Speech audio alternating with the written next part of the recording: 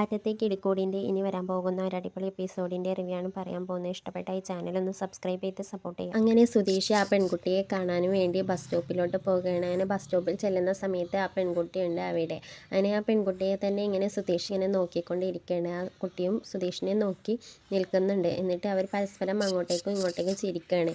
അങ്ങനെ സുധീഷ് ഇടയ്ക്ക് നിധി വരുന്നുണ്ടോ എന്ന് ഇങ്ങനെ നോക്കുന്നുണ്ട്. അങ്ങനെ കുറച്ച് സമയം കഴിഞ്ഞതിന് ശേഷം നിധിയും നികേഷും കൂടെ ഇങ്ങനെ നടന്നു വരുന്നുണ്ടാകും.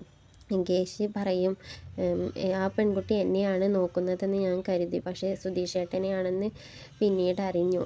എനിക്ക് ആകെ മടിയാകുന്നു എന്നൊക്കെ പറയണേ.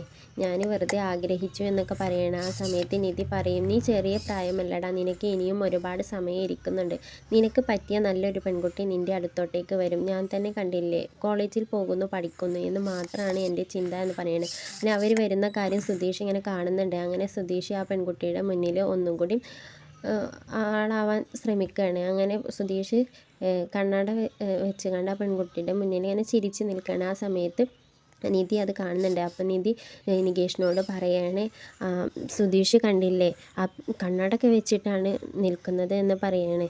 അതിൽ സുധീഷ് അവരെ കണ്ട ശേഷം എടാ നികേഷ് എന്ന് വിളിക്കുകയാണ്. അങ്ങനെ നികേഷിനോട് പറയും, എടാ നീ എന്തേ ഇത്ര സമയം വൈകിയതെന്ന് ചോദിക്കുക. അപ്പം നികേഷ് പറയും, ഞാൻ വൈകിട്ടൊന്നുമില്ലാന്ന്.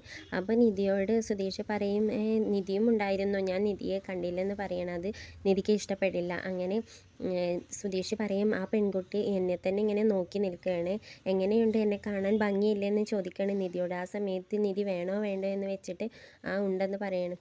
പിന്നീട് സുധീഷ് പറയുന്നുണ്ട്, ഞാൻ ആ പെൺകുട്ടിയോടൊന്ന് ചെന്ന് സംസാരിച്ചിട്ട് വരാം എന്ന് പറഞ്ഞുകൊണ്ട് ആ പെൺകുട്ടിയുടെ അടുത്തോട്ടേക്ക് ചെല്ലുകയാണ്.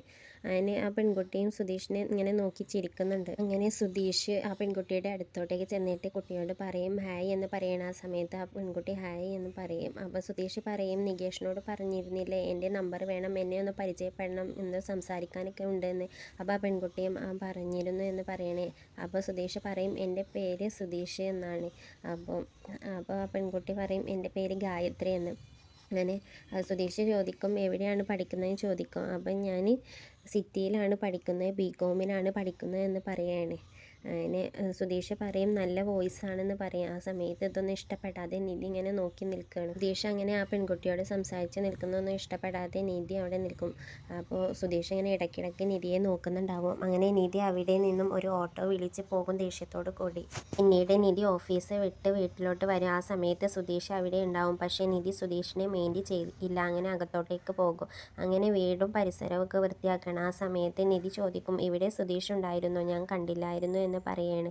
അപ്പോൾ സുധീഷ് പറയും, ഞാൻ കുറേ സമയമായി വന്നിട്ട്, നിധി വരുന്നതിന് മുന്നേ വരാം എന്ന് കരുതിയിട്ട് വന്നതാണെന്ന് പറയാണ്. അപ്പോൾ വീടൊക്കെ വൃത്തിയാക്കുന്നത് കണ്ടിട്ട് സുധീഷ് ചോദിക്കും, എന്താ ഇത്രയും ധൃതി പിടിച്ചിട്ട് വീടൊക്കെ വൃത്തിയാക്കുന്നത്? അപ്പോൾ നിധി പറയും, അതൊക്കെ ഒന്ന് വൃത്തിയാക്കാൻ നോക്ക്, എന്താ കാര്യം എന്നൊക്കെ ഞാൻ പറയാം. അങ്ങനെ സുധീഷ് ചോദിക്കുന്ന സമയത്ത് നിധി പറയും, ഇവിടെ ആരും വരുന്നില്ല, ഇപ്പം തൽക്കാലം സുധീഷ് ഇവിടെ എല്ലാം വൃത്തിയാക്കി ആ പാത്രങ്ങളൊക്കെ കഴുകാൻ നോക്ക് എന്ന് പറയാണ്. ഇതാണ് ഇനി വരാൻ പോകുന്ന ഒരു അടിപൊളി എപ്പിസോഡിൻ്റെ റിവ്യൂ. ഇത് ഇഷ്ടപ്പെട്ടിട്ടുണ്ടെങ്കിൽ ഈ ചാനൽ ഒന്ന് സബ്സ്ക്രൈബ് ചെയ്ത് സപ്പോർട്ട് ചെയ്യുക.